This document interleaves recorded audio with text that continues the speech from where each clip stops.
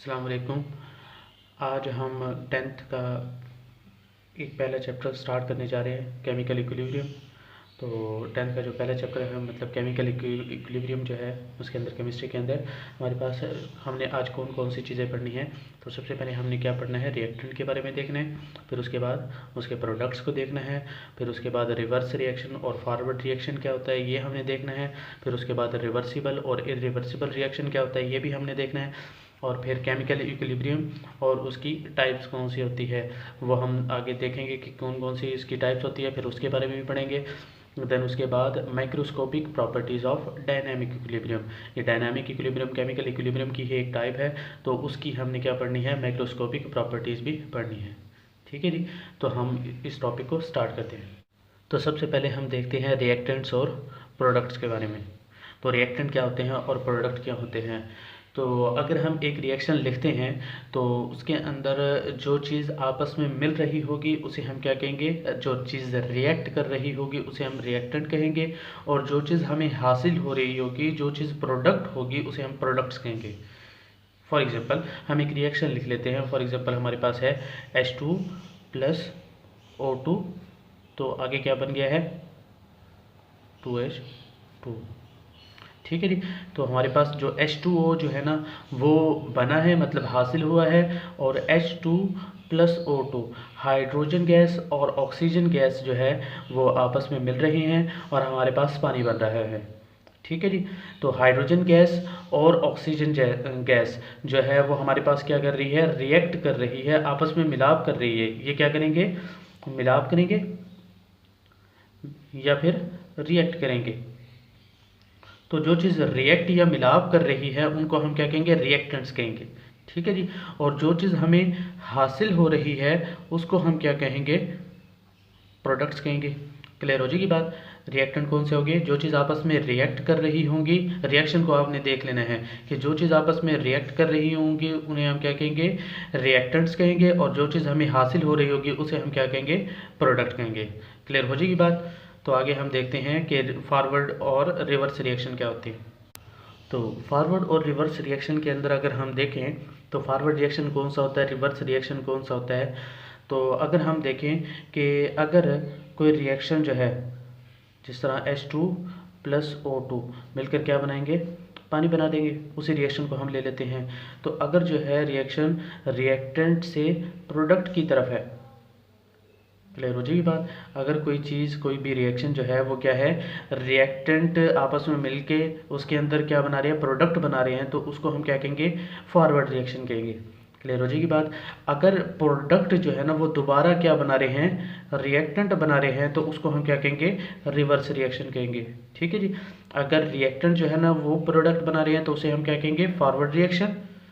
और अगर वो जो प्रोडक्ट्स बने हैं वो प्रोडक्ट्स दोबारा डिकम्पोज होके या किसी भी तरीके से वापस रिएक्टेंट बना रहे हैं तो उसे हम क्या कहेंगे, रिवर्स रिएक्शन कहेंगे।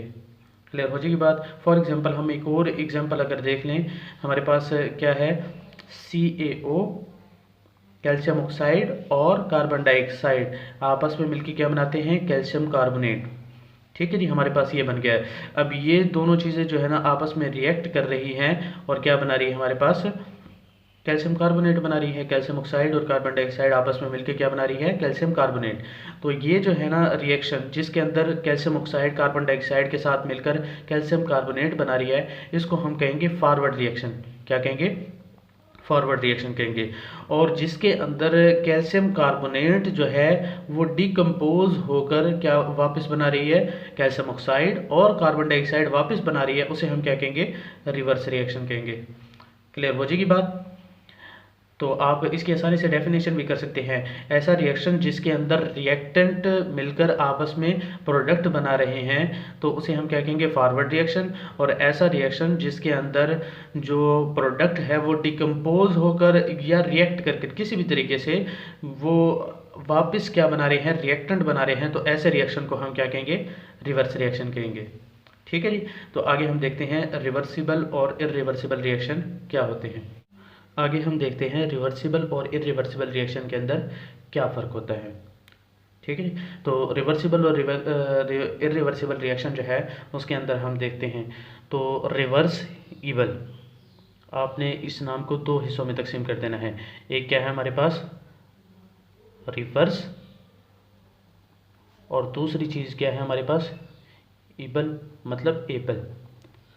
वो रिएक्शन जो रिवर्स के काबिल होगा, एबल का मतलब क्या होता है, काबिल, ठीक है जी। तो वो रिएक्शन जो रिवर्स के काबिल होगा उसे हम क्या कहेंगे, रिवर्सिबल रिएक्शन कहेंगे। और एर का मतलब क्या होता है, नॉट। रिवर्स का मतलब क्या हो गया, रिवर्स, और इबल का मतलब एबल, ठीक है जी। तो हम इससे डेफिनेशन बना सकते हैं कि ऐसा रिएक्शन जो कि रिवर्स होने के काबिल होगा तो उसे हम क्या कहेंगे, हमारे पास वो रिवर्सिबल रिएक्शन होगा। और ऐसा रिएक्शन जो रिवर्स होने के काबिल नहीं है उसे हम क्या कहेंगे, इरिवर्सिबल रिएक्शन कहेंगे। फॉर एग्जांपल हम एग्जांपल की मदद से इसको सॉल्व करने की कोशिश करते हैं। फॉर एग्जांपल हमारे पास क्या है, H2 प्लस I2 जो है ना वो क्या बना रहा है हमारे पास, 2HI। अच्छा, मैंने रिवर्स रिएक्शन की आपको डेफिनेशन क्या बताई थी कि जिसमें प्रोडक्ट दोबारा रिएक्टेंट बना दे उसे हम रिवर्स रिएक्शन कहते हैं, पीछे हमने पढ़ी है, ठीक है जी। तो रिवर्सिबल रिएक्शन कौन से हो गए, ऐसे रिएक्शन जिसके अंदर फॉरवर्ड रिएक्शन तो हो ही रहा होता है लेकिन वापस जो प्रोडक्ट है दोबारा क्या बनाते हैं, रिएक्टेंट बनाने के लिए रिएक्ट करते हैं। बात को समझना है क्या चीज़, कि रिवर्सिबल रिएक्शन ऐसे रिएक्शन हैं जिसमें फॉरवर्ड रिएक्शन तो हो ही रहा होता है, मतलब उसको नहीं कहना आपने। तो आपने क्या कहना है कि ऐसा रिएक्शन जिसके अंदर प्रोडक्ट जो है रिएक्टेंट बनाने के लिए दोबारा रिएक्ट करते हैं, तो ऐसे रिएक्शन को हम क्या कहते हैं, रिवर्सिबल रिएक्शन कहते हैं। क्लियर हो जाएगी बात। तो डेफिनेशन आपने कैसे करनी है, ऐसे रिएक्शन जिसके अंदर प्रोडक्ट्स जो है वो दोबारा रिएक्टेंट बनाने के लिए रिएक्ट करते हैं तो उसे हम क्या कहते हैं, रिवर्सिबल रिएक्शन कहते हैं। तो अगर इसके कंपैरिजन में इसको देखें तो हमारे पास for example H2 plus O2 जो है ना वो क्या बना रहा है, 2H2O हमारे पास क्या बना रहा है, वाटर बना रहा है। हाइड्रोजन गैस और ऑक्सीजन गैस मिलकर क्या बना रही है, वाटर बना रही है। अगर ये जो प्रोडक्ट है दोबारा रिएक्टेंट आसानी से ना बनाए या बिल्कुल ही ना बनाए, ठीक है जी, मतलब क्या हो, ये रिएक्शन वापस ना जा सकता हो, मतलब रिवर्स में ना जा सकता हो, तो ऐसे रिएक्शन को हम क्या कहेंगे, इरिवर्सिबल रिएक्शन कहेंगे। क्लियर हो जाएगी बात। इसके मज़ीद दो पॉइंट्स जो है आप डिफरेंस में लिख सकते हैं, मतलब पहले तो आपने इसकी भी डिफाइन करनी, अगर डिफरेंस में आ जाए रिवर्सिबल और इरिवर्सिबल रिएक्शन का डिफरेंस लिखे तो पहले तो आपने डेफिनेशन दोनों की पॉइंट्स में लिख लेनी है। फिर दूसरा पॉइंट जो आएगा वो हमारे पास क्या होगा कि इसको हम डबल एरो से शो करते हैं रिवर्सिबल रिएक्शन को, ठीक है जी। और जो इरिवर्सिबल रिएक्शन होता है उसको हम सिंगल एरो से शो करते हैं।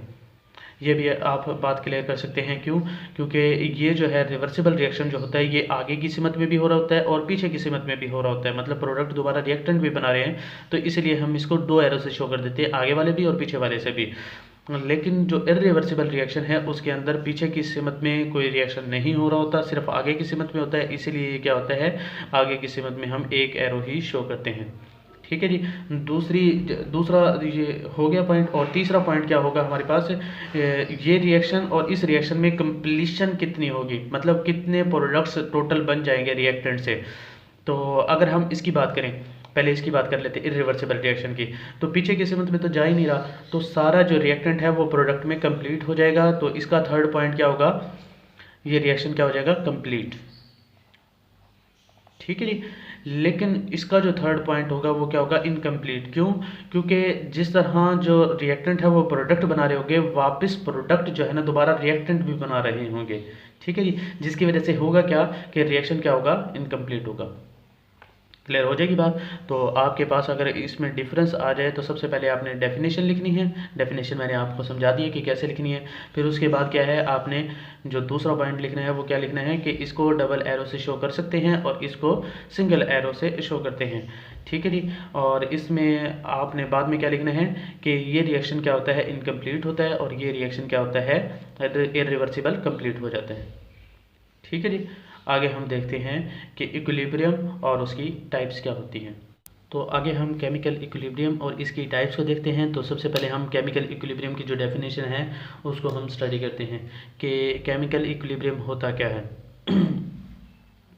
तो आपने पीछे जो डेफिनेशन पढ़ी है वो फॉरवर्ड और रिवर्स रिएक्शन की पढ़ी है, कि जिसमें हम रिएक्टेंट से प्रोडक्ट की तरफ जा रहे होंगे। फॉर एग्जांपल हम एक रिएक्शन बना ही लेते हैं, H2 प्लस I2 जो है ना वो क्या बना रहा है हमारे पास 2HI।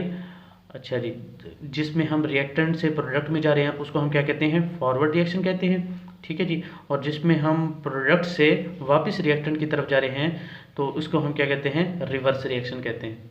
ठीक है जी, ये आपने पहले मैंने समझा दिया आपको कि कैसे करना है ये। उसके बाद केमिकल इक्विलिब्रियम क्या होता है कि जब रेट ऑफ फॉरवर्ड रिएक्शन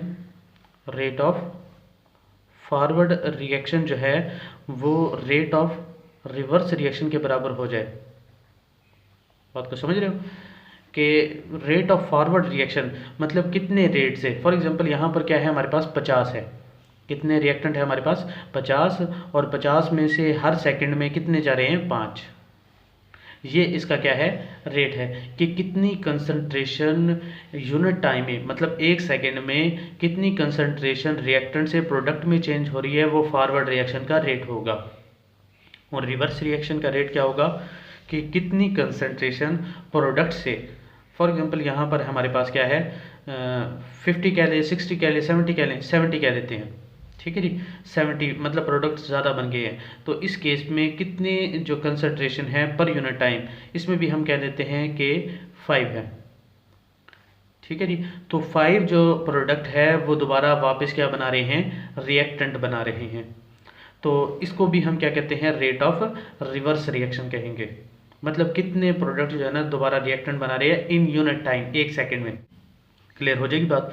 तो इसमें हमने रेट ऑफ फॉरवर्ड रिएक्शन और रेट ऑफ रिवर्स रिएक्शन को आपस में क्या करना है, बराबर करना है। मतलब अगर प्रोडक्ट जितने जो है ना, मतलब रिएक्टेंट कितने प्रोडक्ट के अंदर चेंज हो रहे हैं उतने ही अगर प्रोडक्ट जो है रिएक्टेंट बना रहे होंगे तो उसको हम क्या कहेंगे, केमिकल इक्विलिब्रियम कहेंगे। ठीक है जी, मतलब रेट ऑफ फॉरवर्ड रिएक्शन जो है ना वो क्या हो जाएगा, रेट ऑफ रिवर्स रिएक्शन के बराबर हो जाएगा, तो उसको हम केमिकल इक्विलिब्रियम कहते हैं। तो इसको डिफाइन आसानी से आप कर सकते हैं कि ऐसी जो रिएक्शन के अंदर स्टेज जिसके अंदर क्या होता है, रेट ऑफ फॉरवर्ड रिएक्शन जो है वो रेट ऑफ रिवर्स रिएक्शन के बराबर हो जाता है। मतलब फॉरवर्ड रिएक्शन की रफ्तार रिवर्स रिएक्शन की रफ्तार के बराबर हो जाती है, उसे हम क्या कहते हैं, केमिकल इक्विलिब्रियम कहते हैं। तो इसकी आगे दो टाइप्स भी हैं हमारे पास, कौन कौन सी है, एक तो है हमारे पास स्टैटिक इक्विलिब्रियम, स्टैटिक, और एक है डायनामिक इक्विलिब्रियम। तो स्टैटिक इक्विलिब्रियम क्या होता है और डायनामिक इक्विलिब्रियम क्या होता है। तो स्टैटिक इक्विलिब्रियम क्या होता है, स्टैटिक निकला है साकिन से,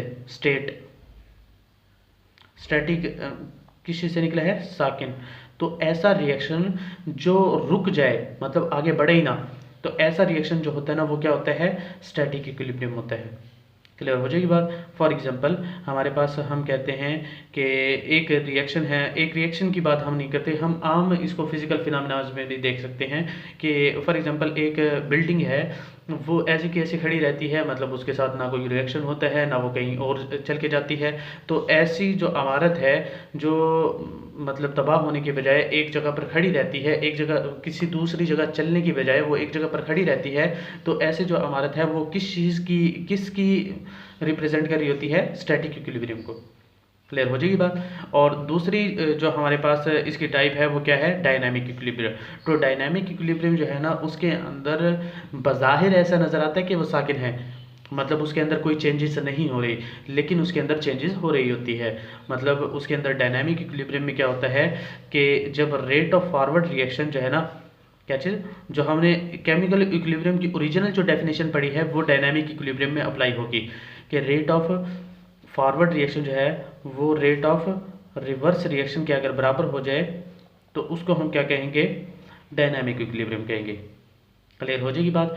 जो स्टैटिक इक्विलिब्रियम है उसमें क्या होगा कि जब कोई रिएक्शन ना रुके, मतलब रुक जाए और आगे ना बढ़े, तो ऐसे इक्विलिब्रियम को क्या कहेंगे, स्टैटिक इक्विलिब्रियम कहेंगे। और ऐसा रिएक्शन जिसमें रिएक्शन रुकता नहीं है बल्कि दोनों जो है ना, फॉरवर्ड रिएक्शन और रिवर्स रिएक्शन जो है ना अपोजिट रेट में बराबर होते हैं। ठीक है जी, तो इस इक्विलिब्रियम को हम क्या कहते हैं, डायनामिक इक्विलिब्रियम कहते हैं। तो आगे हम देखते हैं डायनामिक इक्विलिब्रियम की मैक्रोस्कोपिक खसूसियात। ठीक है जी। तो आगे हमारे पास क्या है, macroscopic properties of dynamic equilibrium. तो हमारे पास कुछ प्रॉपर्टीज़ है जो हमने इसको डिस्कस करना है। तो सबसे पहले क्या है, क्लोज सिस्टम होना चाहिए कि जो डायनामिक इक्विलिब्रियम है हमेशा क्लोज सिस्टम के अंदर ही अचीव हो सकता है। हम अगर क्लोज सिस्टम नहीं रखेंगे, ओपन सिस्टम कर देंगे, तो डायनामिक इक्विलिब्रियम समटाइम्स अचीव नहीं होता।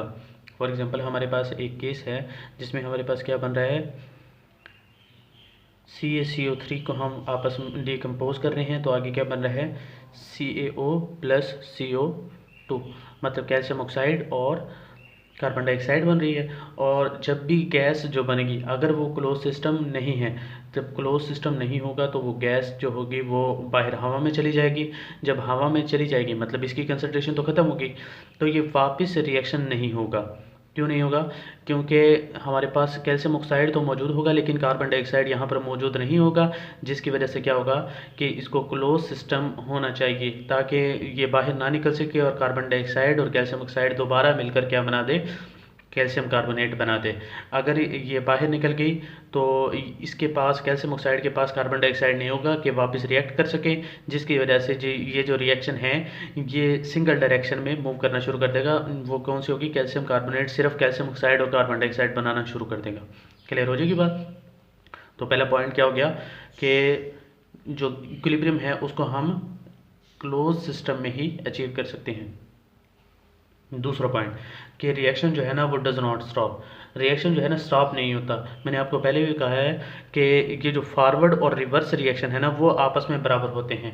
फॉरवर्ड और रिवर्स वो जो है ना आपस में रेट उनका बराबर होता है। इस वजह से लगता है कि रिएक्शन स्टॉप हो गया, लेकिन रिएक्शन स्टॉप नहीं होता, बल्कि फॉरवर्ड का और रिवर्स रिएक्शन का जो रेट है आपस में क्या होता है, बराबर होता है, वो दोनों जारी रहते हैं। ठीक है जी। तो तीसरा पॉइंट क्या है कि अमाउंट एंड फिजिकल प्रॉपर्टीज़, इसके अंदर अमाउंट जो है ना वो चेंज नहीं होती, इसी वजह से हमें लगता है कि रिएक्शन स्टॉप हो गया है। फॉर एग्जांपल हमारे पास क्या है, हमारे पास है H2 प्लस I2 और क्या बना रहा है हमारे पास 2HI। इसका हमारे पास कंसंट्रेशन है, फॉर एग्जांपल हम क्या देते हैं 30 और इसकी है हमारे पास 80 कह देते हैं।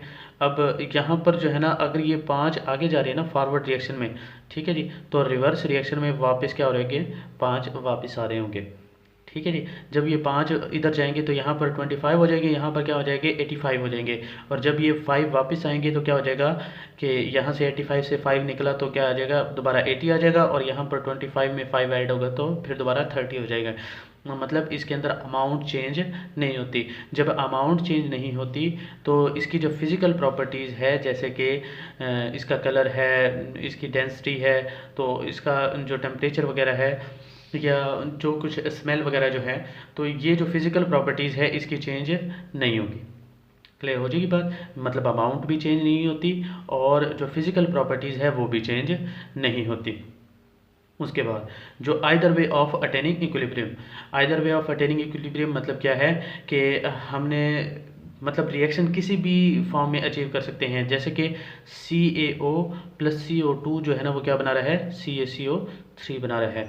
अब ये जो है ना हमारे पास फॉरवर्ड रिएक्शन है, मतलब हम रिएक्टेंट मिलाकर क्या बना रहे हैं, प्रोडक्ट बना रहे हैं। तो इस केस में भी हम रिएक्शन को अचीव कर सकते हैं अगर हमारे पास कैल्शियम ऑक्साइड और कार्बन डाइऑक्साइड नहीं है और हम सिर्फ रिएक्ट करवा रहे हैं कैल्शियम कार्बोनेट को, तो प्रोडक्ट से भी हम क्या कर सकते हैं, रिएक्शन आखिर में इक्विलिब्रियम अचीव कर सकते हैं। ठीक है जी। क्लियर हो जाएगी बात कि हम रिएक्टेंट से स्टार्ट करें या प्रोडक्ट से स्टार्ट करें, जो इक्विलिब्रियम है वो दोनों साइड से अचीव हो सकता है, मतलब इक्विलिब्रियम आ सकता है। फॉरवर्ड उसकी कंडीशन बस ये होनी चाहिए कि फॉरवर्ड और रिवर्स रिएक्शन का जो रेट है वो आपस में क्या होना चाहिए, बराबर होना चाहिए। तो जो पांचवा पॉइंट है वो क्या है, can be disturbed and achieve again, मतलब ये जो इक्विलिब्रियम है उसको हम डिस्टर्ब कर सकते हैं कंसंट्रेशन की मदद से, प्रेशर की मदद से या टेम्परेचर की मदद से, और उसको दोबारा अचीव कर भी सकते हैं।